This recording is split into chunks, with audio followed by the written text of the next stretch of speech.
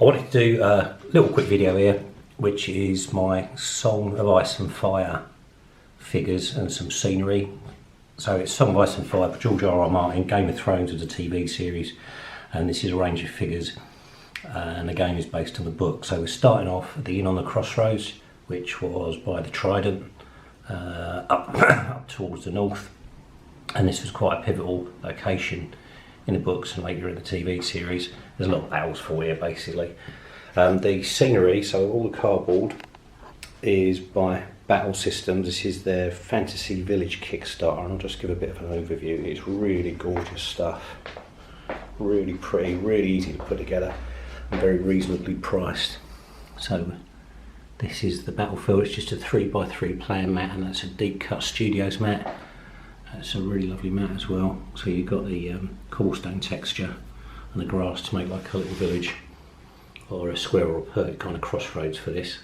So briefly, the buildings. This is the tavern, which is lovely. These have all got working interiors as well. Quite a lot of detail. You can see the floors underneath, doors and windows all open up and everything. This is the storage barn, which is on 2 levels, so you can go up into it. This is just a plain thatched cottage, like a peasant-y kind of dwelling with an outhouse next to it. The forge, again, this is really nice building on the outside area there, and you can lift all the lids off. They've got really nice interiors. You can put furniture in there, figures, whatever you want. I haven't done that for this occasion. This is they're just sat for shells at the minute. This is called the Lake House, even though it's kind of got a pond. It's like a little boating pond thing with a jetty. That's quite lovely. A little market stall, and then the last of the buildings in this setup is called the Townhouse.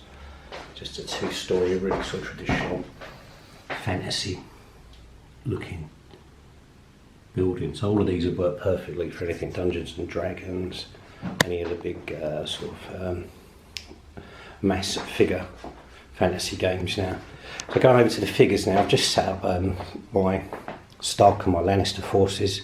The idea being that this is a clash at the crossroads, with the Starks being on this side and the Lannisters being on this side. So the Stark forces, to start off with, up on the balcony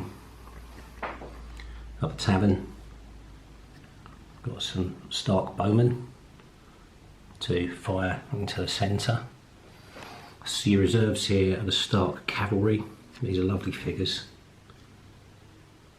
Stark outriders. I'm really pleased with the way these came out, especially the horses. I'm quite good at horses.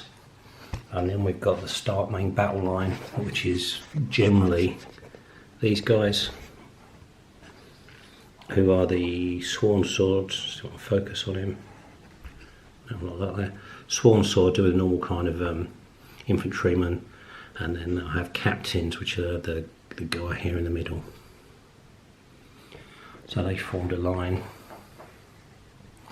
There's the standard bearer with the Stark sigil, which is a wolf on a white snowy background, and there's the rest of their line. So that's the Stark forces, and right in the middle of the Stark forces we've got a House Umber, which are a house allied to the Starks, and they are berserkers. So they've got this really funky kind of dress sense.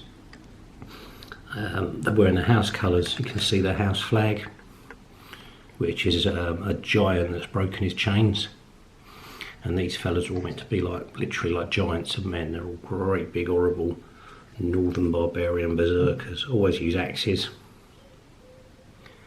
and they're very tough. And there's their leader there, like their captain. You can see he's got his wolf skin on and carries a couple of smart axes. So that's that side of the battle. That's the Starks defending the Inn at the Crossroads, which brings us to the Lannisters. Now these have been an absolute joy to paint. All of these figures are gorgeous, but these are just such fun because I've never used such bright colours They usually do like Korea or World War II or something. So what we got here is we've got the Lannister battle line where they've infiltrated part of the village, and their leading elements. Their leading elements are these guys in the yellow. So these are Gregor Clegane's men. So if you've seen the TV series or read the books, there's a character called the Mountain who's an absolute giant of a man and a real horrible bugger to boot. These are his men from House Clegane, and they're all big, roughy, tufty, plate-mailed oiks, and that's their flag. So they're kind of your shock troops, and they're not very nice at all. But they are a pleasure paint. I've gone for a theme with these, so their house colours are yellow. But what I wanted to do was tie in their allegiance to the Lannisters. So I've edged stuff with red, and with this fella here, you'll see I've done some of his plate mail. Just touched with red to show that they're kind of allied to the Lannisters. And then you've got these wonderful Lannister guardsmen. So there's two types. You've got the Lannister guardsmen, which are these fellas over here. They generally have got a sword and a wonderful shield. If I turn one of these around for you. Ooh. No, can't focus, never mind. And a lovely shield. So these are your general kind of guardsmen. The guardsmen have a captain. So the way I've differentiated the captain is I've done him in like a gilded red plate mail rather than just a silver plate mail that the others are wearing. Now those are your basic guardsmen. And then we've got halberdmen, or halberdiers, whatever you call them. And these are a lovely figure as well. The detailing on these, they're all plastics, but they managed to get really good kind of long weapons and things.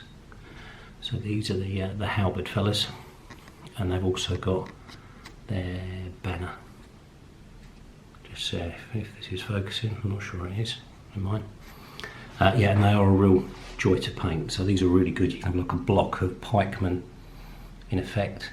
And then I did some more of the guardsmen. Let's see if I can get a better look at these. Yeah, these might be a bit better. I've done a block of the guardsmen, and just to create a bit of variety, I've painted them with like a blue garment rather than just the plain red all over, just to break them up a bit and show a bit of variety.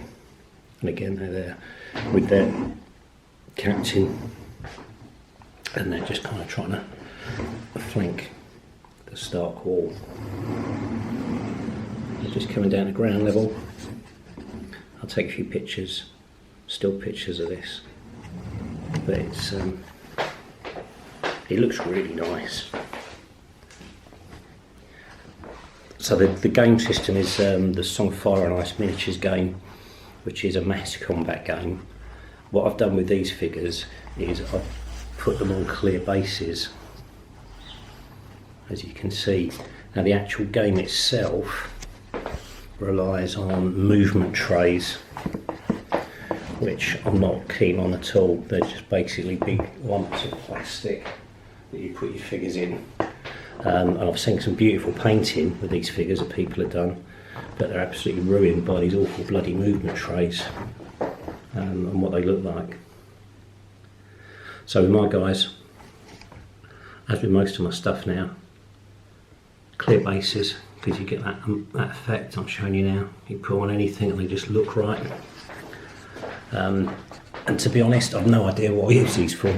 I can't see myself playing a miniatures game because it doesn't really float my boat, but I might have a closer look at it. If I want to, these are 30mm bases for the infantry and 50mm bases for the cavalry, so they will fit perfectly back into the plastic movement trays if I need to. I've been looking at Dragon Rampant, which is kind of a fantasy warband based game.